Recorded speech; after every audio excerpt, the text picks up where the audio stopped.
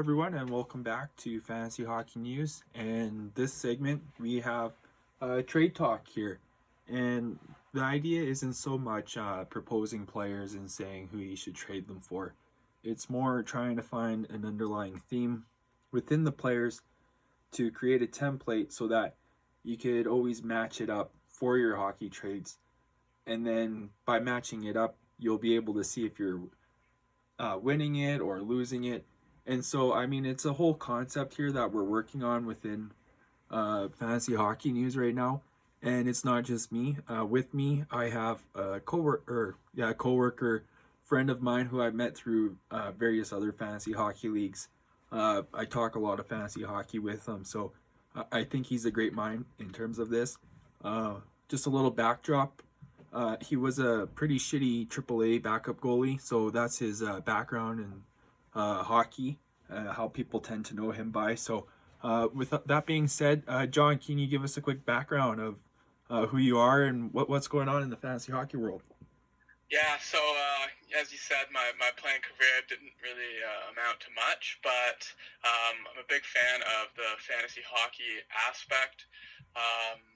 I've done a little bit of, I guess, evaluating / scouting for a BCHL team, so that's kind of the extent of my real-life hockey kind of resume, but I've definitely spent quite a bit of time kind of combing over players, trying to figure out how to value them.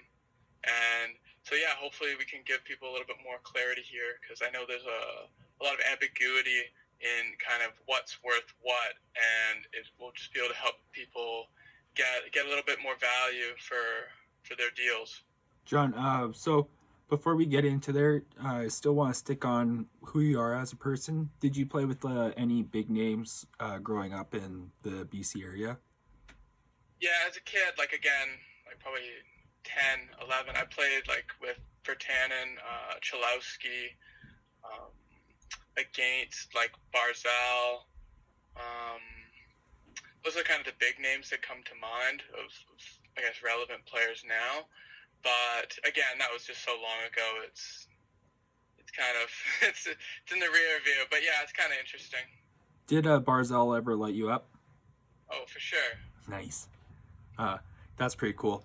And then how did you get into scouting exactly? What's the background there? Did you just stumble into it, or did you know someone on the inside and they brought you along kind of thing?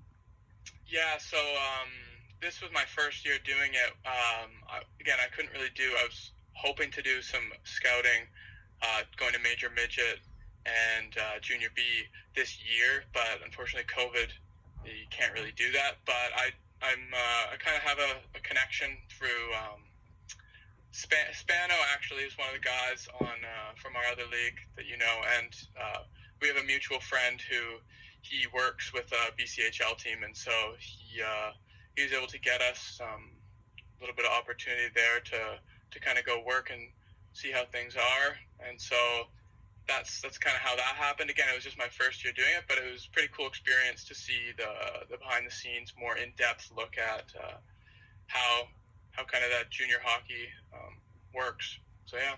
Cool. And before all the fans get on my case for teasing you about being a AAA goalie, the extent of my career went as far as a couple of summers of AAA, and I was a fourth line grinder who never grinded, so I never seen a lot of ice time. And big names I played against was Taylor Hall in one tournament and Jared Cohen in another, but he seems to have faded away. And my one biggest memory was I had a 10-second shift where a guy was cutting in the middle of the ice. I absolutely rocked him, but this guy was like a solid, heavy 200 pounds, and I was just destroyed. So we both skated off the ice together, hurt. So that's the peaks of my AAA hockey experience. So not going to bring it up ever again because there's nothing else to bring up. So with that being said, and a little bit of context behind us and what we got going on here, let's actually draw out what we intend to do with this podcast, John. And so for me, since it's the World Juniors, we're going to stick to the World Junior theme, just because it's exciting and whatnot, even though Doc is hurt for us Canadians. So it's going to be exciting to see what Team Canada does to replace them. So, but we'll get there. As for now, I gave John a couple questions here, and the first one was, who do you think might see the biggest rise in the tournament? And so, who should we target in terms of trading, or who should you keep in terms of if you have these players, just because their value is probably going to rise in for you deep dynasty, and then for you redraft players, think of these guys as potential late round draft steals kind of thing. So John, can you begin with your list, please? Yeah, so when kind of making my list, the leagues that we are in are the deep format. So a lot of these guys are potential. You can buy them low. Something I really wanted to keep in mind when making this list is picking players that have an asymmetric risk reward to them. So what that would mean is these players, if they came into this tournament and didn't do great and you traded for them, they would still have roughly the same value, maybe only down a little bit of value. But if you trade for them and then they do super well, their value is going to go up. So in the long run, it's just kind of positive decision making. So the first player I have on this list is Teddy Niederbach. Teddy Niederbach is very likely going to be the 1C for Sweden, playing between Raymond and Holtz. Carl Henriksson could not play because of COVID, and so he was originally going to be slotted as their 1C. Now this gives Niederbach a huge opportunity to play between two of the best players in the tournament on a line, and just through that he's going to see a lot of high quality minutes. I also see Niederbach being an interesting prospect in terms of, I believe he missed the whole 18-19 season with an injury. And so because of that, he fell in the draft kind of a little bit further than maybe if he played that full season, as some of those injury concerns turned a few teams away. And so I see kind of combining those two facts of him being a guy in an excellent opportunity for this tournament, along with the fact that maybe he slipped a little further than he should because of those injury concerns. I could see him having massive upside in terms of putting on a great tournament, as well as he fits nicely in the Detroit system, where they have a lot of open roster spots and it's really anyone's game. And he's playing with future Detroit Red Wing Lucas Raymond. So if they spark some chemistry, that could definitely influence things for his career. So, like, given all of Sweden's injuries coming into the tournament, and now him playing on the first line, how far do you think Sweden goes in terms of potentially winning the championship? Do you think that they might make it to the final? Yeah, I'm not sure exactly what their path is, but I've been pretty high on Sweden, even with their injuries, just because that defense is so rock solid. Especially when you compare it to the other teams in the division with USA and Russia, who both, I believe, are the two big kind of competitors, and they just kind of lack relative to Sweden.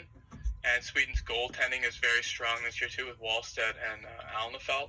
So I see the injuries definitely putting a hamper on things, but I think they're definitely still in the mix, and I think there's a good chance that they make the semis, and a good chance that they medal, but I can't really for sure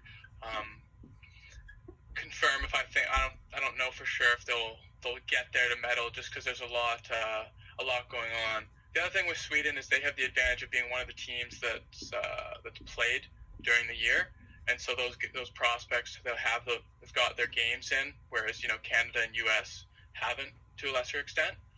So yeah, it'll be interesting to see how everything shakes out. Who do you think starts in net for Sweden? I think they'll probably go with Alnefelt, just because he is the older goalie. But I think Wallstedt will be right on his tail, and there'll be a short leash. I'm sure they'll give Wallstedt some games against a couple, or maybe just one of the weaker teams in that division. I forget who's the last one other than Russia and Sweden, but there's a couple kind of weaker teams, I'm assuming, and I think he'll probably get a start against one of them. And if Alnefelt falters against one of the big teams in a big way, I could see them kind of having a short leash on him and throwing Wallstedt in, see how he does. Okay, cool. So let's move on. Number 2. So my number 2 pick is Shakir Mukhamadullin.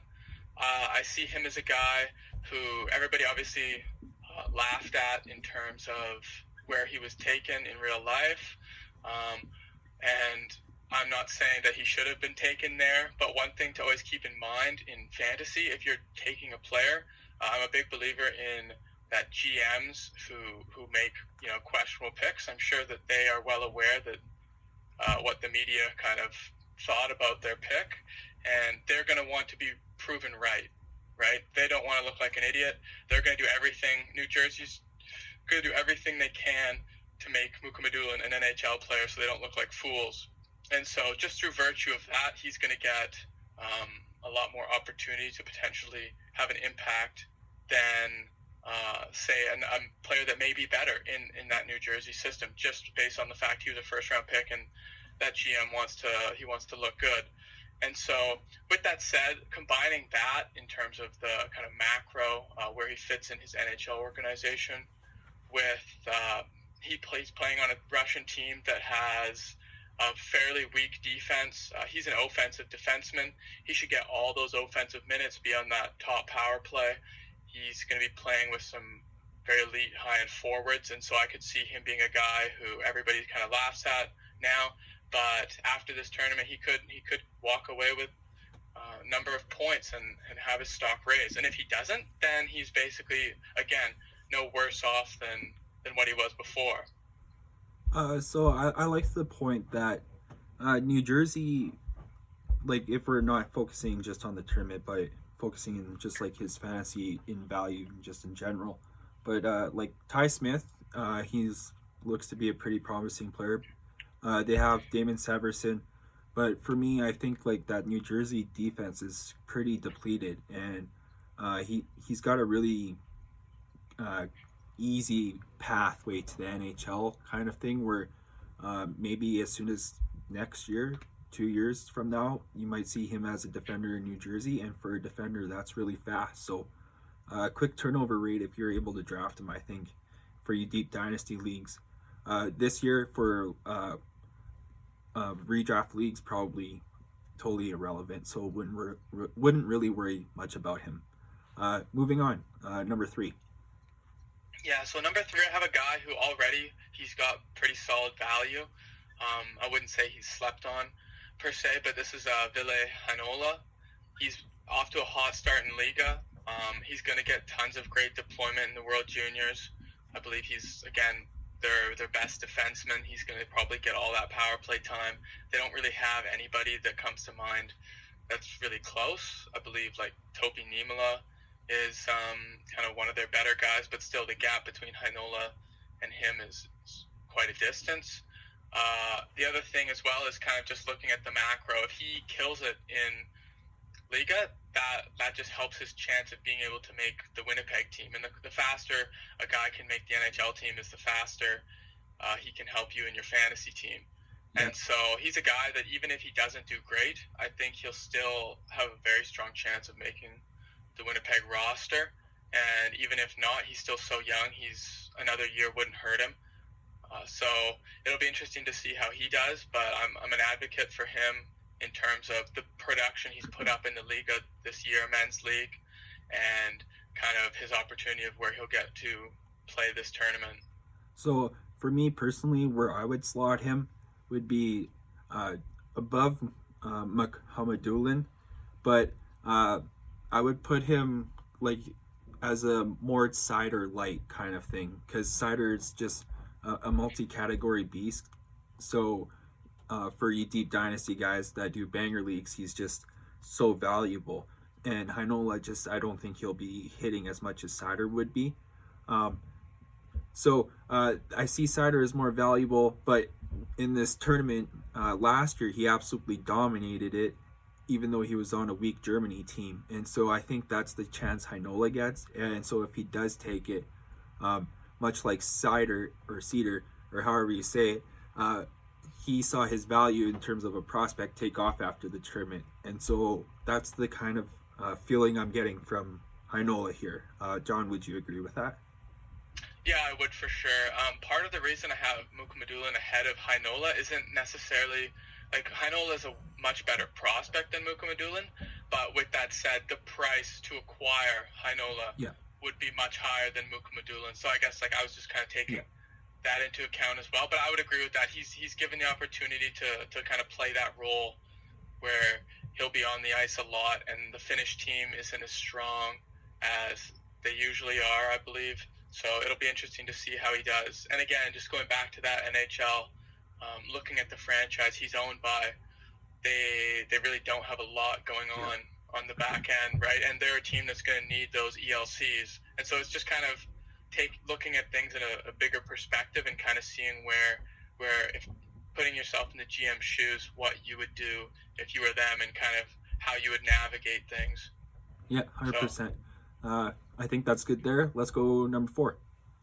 All right, so number 4, I have Igor Afanaseyev. He was a second-round pick in 2019 by Nashville, I believe. He's played well at every level he's been tested at. He's limited KHL action this year, but I believe he scored quite well there for being the age he is. I see him as being a top 6 lock on Russia. He's likely going to be on a line with some very talented forwards, likely probably on that second line with Chinikov, and I'm not sure who the center is, because I know Kuznetsov's the first-line center, but he'll be potentially on that power play too. But the big thing with him is he provides that additional value in the multi-cat leagues. He hits like a truck, he blocks shots, he's going to be one of those peripheral guys who it's not always easy to kind of project who's going to be a peripheral guy in the NHL versus who isn't, but he's just kind of, that's what his game is from the beginning, so it's pretty easy to project if you're in a league where that's a big portion, like some of the dynasty leagues we're in. I think he would be one of those guys who puts up good points but never gets paid the big bucks, so he's a good value roster player. And even if he doesn't do super well at this tournament, he's still, I think, going to have good value. But if he does, put up some points, he's really illustrating that high upside of being able to maybe be a top 6 producer in the NHL. Likely more of a middle 6, probably third line. But I think he's an interesting guy to watch for this tournament. Is he drafted? Yeah, Nashville, second round in 2019. Oh, so yeah, he's got some weight behind his name in terms of being known through the draft. So good insight. Thank you, John. And last one, give us number 5 here. So the last one I have is basically, it's kind of a flyer. You could honestly probably pick these guys up from free agency, or at the very least very, very cheap. And I have kind of a bit of 2 guys. It's Lucas Perrick and Jan Bednar. I believe one of them will ultimately end up being the Czech starter. And I know they named their third goalie as the starter right now, but I could see them kind of giving their third goalie's undrafted, and I could see them giving everybody one game, kind of see what they've done, and then put their stock in one guy going forward.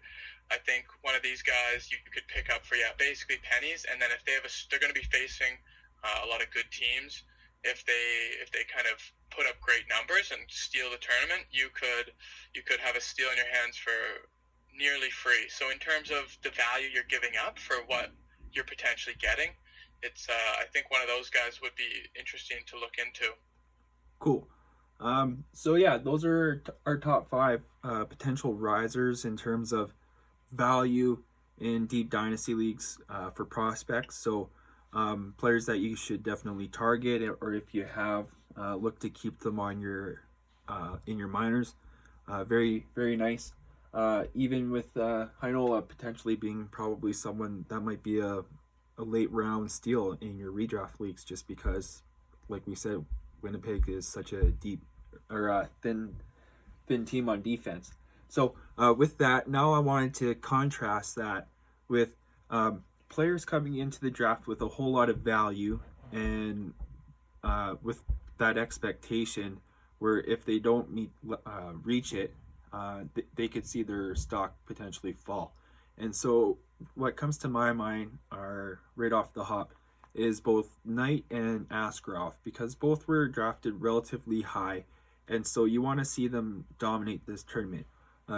Askarov was looking, I know a lot of people wanted Askarov to dominate the last tournament when he was still relatively young, but now that he's a year older, this is his crease, people are wanting him to take over the net. So for me, I feel like if he doesn't show that he's able to absolutely own this tournament, there hasn't been like a lot of people are still hype on him. There's been a lot of like Vasilevsky comparisons and stuff like that.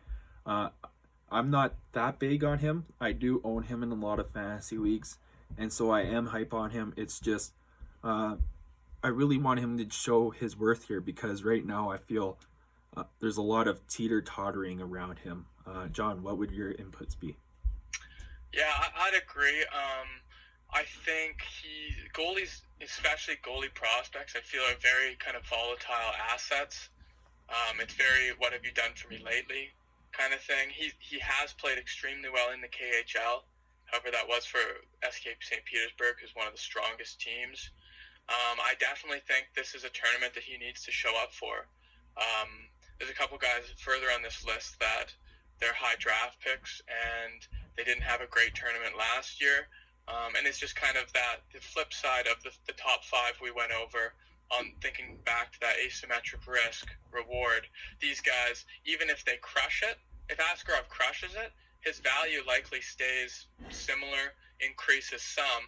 But if he just, does horrible, his value plummets quite a bit. And so I think this is a big tournament for him in terms of his trajectory towards the NHL. Also, it's North American ice, so that does change things for goalies in terms of angles, and there's usually more traffic in front to kind of have to see through, fight through, more deflections, things like that. And so it'll be interesting to see kind of how his game from the big ice KHL style transitions over to a tournament with some good North American teams. He played very well last night in the exhibition game, so we'll see how he does for this tournament. But I would agree with you on your statement. Cool. So moving on, and sticking with the theme here, this player's been having a really good year in Sweden right now, and that's Broberg. He's been putting up a lot of points. However, from my understanding, it looks like they're going to put Soderstrom and Bjornfoot on the first line, Broberg on the second line, and then they're just going to kind of roll those top two lines for about 15 minutes a game, and then just let the third pairing kind of squeak in. So with all that being said, I think it's going to be the top pairing seeing more of the power play minutes. So Broberg coming in with all this expectation here, and yet he might only deliver maybe 3 to 4 points. Do you think that would hamper his value at all? Yeah, I think so. I think really if he does okay, I think he's still fine. It is going to be hard for him to probably see those high offensive minutes. I know, especially on the power play. I'm pretty sure Holtz, he plays that Ovechkin spot, and so that automatically means there's only really room on the power play for one D-man, and it's likely Soderstrom. So I could see Broberg, Bjornfoot on power play too. But again, you also need to look at who does Sweden have for their power play 2 unit, and it's up front, it's quite a lackluster kind of forward group comparatively to their power 1 or even other teams' power play 2s. So Broberg is definitely one of those guys who I could see maybe his offensive production will take a hit, but I think if he can really show he's very sound defensively, I think that will help kind of keep that value up. But I definitely understand that the fans want to see that high offensive output, and that could definitely change his perceived value. Yeah, so I totally agree with that. But in the bigger picture, though, looking at Edmonton just in general, most likely, if it's not this year, it's definitely next year when he makes the team. And when he makes the team, the impact he will have probably won't be the biggest, but still, you're going to have a young defender who's grooming into becoming like a Jacob Slavin maybe type of player when he's 27, 28 kind of thing. Is that something that you could get behind? Yeah, for sure. I know just from the play-ins, Edmonton is really high on him because I believe they brought him along for a long time. Yep. As far as their training camp, like a lot longer than people expected him to stay, which just kind of speaks volumes to what management and coaching staff think of him. So I could see him potentially being a guy that even after the conclusion of the SHL season, depending on how injuries go, how Edmonton's doing as a team, but I could see him coming in for some games kind of towards the end of that. So yeah. And then I gave you a couple players to name yourself. So the first two were mine that I thought might see a little dip in their value, and then I think this is a really good player to highlight here. So John, take it away. Yeah, so this was my big one that I thought could see a huge fall in value if he doesn't perform, and that's Podkolzin. This whole year he's been kind of benched or hasn't really done well in the KHL. I believe he has like 6 points in 20-some games. Everybody has up to this point has been saying, "Oh, it's just he hasn't gotten any deployment," which may be true. However, if he comes to this tournament and if he doesn't produce, then it almost validates what his production has been in the KHL, and it kind of destroys that argument, as then you're kind of like, oh, well, maybe the coach was right. Maybe he probably shouldn't be playing him in all these situations. So if he's a guy that doesn't have a good tournament, I could see his value taking a huge hit for sure. What do you think, Bill? I definitely agree. Podkolzin is one of those guys, very polarizing, and from what I saw, they're using him as that forechecker kind of player. So if he's not out there banging and creating turnovers real fast, I could see the coach wanting to get him off the first line, because I believe they have another high-end player on the fourth line kind of who plays the same role Podkolzin does. So much like how goalies are on a short leash, so too are the banging forwards on those high-end first line players. So I think he's going to be on a short leash myself. If he doesn't get points the first 2 or 3 games, when the semifinals come around, I don't know if he's going to be as relevant. So that's Podkolzin. And then the other one you came up with.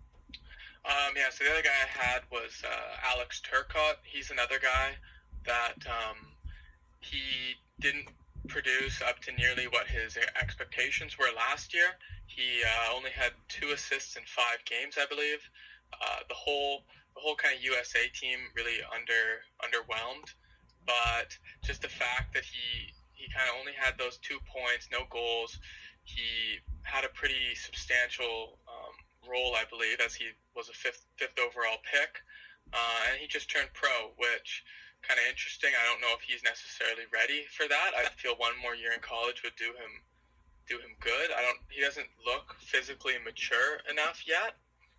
The other thing that we need to take into consideration with Turcotte is that LA just drafted Quinton Byfield 2nd overall. Byfield and Turcotte are both centers. Byfield is, I would say, definitely a tier above Turcotte, and it will be interesting to see if things will contrast if by Byfield crushing it this tournament and Turcotte having an abysmal tournament. It could really push him down the depth chart, especially when we look at the addition of Vilardi. He basically resurrected his career this year. If Vilardi can kind of hold on to that top 6 center position, which again, he's a high draft pick, I believe 9th overall, so he's got a high pedigree. I could see him hanging on to being that second line center. He had 7 points in 10 games, I believe, last year. Yeah, he really took off. And so he's a big guy, strong guy. I could see that definitely pushing Turcotte down the LA depth chart, especially if Byfield does very well. Yeah, I could see him being moved to the wing. One thing working in his favor, though, is that Byfield was starting on Canada's fourth line, so not a place to collect points. But then Doc went and got himself injured. So now, if you're Team Canada, I think you might move Byfield up to the first line. If not, Philip Tomasino was a healthy scratch, so maybe just moving Cozens to the center position, Tomasino on the first line, and it's almost like nothing happened. Yeah, Canada's just so deep, especially up front. Like if Byfield's your fourth line center, it's you're in a good spot. I could see. I wonder. Yeah, it's gonna be interesting to see who takes over that first line. Because was it Doc was playing center and then Cozens was playing on the wing? Yeah, Cozens and Quinn. Yeah, so then they're basically. I could see maybe McMichael. Honestly, McMichael, Tomasino, maybe Byfield kind of fill that role. Yeah. It'll be interesting to see because whoever ends up filling that spot is going to see. They're going to be a guy to see uptick in value, but it's hard to really know what the coaches are thinking. Yeah. So that Doc injury sucks for Chicago. I thought he was going to have a really good year too in the NHL because he gets the center Patrick Kane, and now they actually had some chemistry. And Kane, in the twilight of his career, he's going to be looking to be going all out probably the next two seasons until you will finally start to see regression. So this kind of sucks for everybody involved in terms of fantasy because I don't know if Dylan Strome is as good as Kirby Dach, even though Strome's got a couple years behind him. So moving into for anybody having Chicago players, I think now would be the time to maybe look into buying Dylan Strome, at least for the first part of the season. So with all that being said, that's more or less the first episode that me and John are recording here. And what we've tried to do here is just outline player trade value. So moving forward, one of the episodes that I have in mind is comparing Andrei Vasilevsky to his forward equivalent, because right now it's so hard for people to determine value of goalies. And I'm not saying that I know it exactly.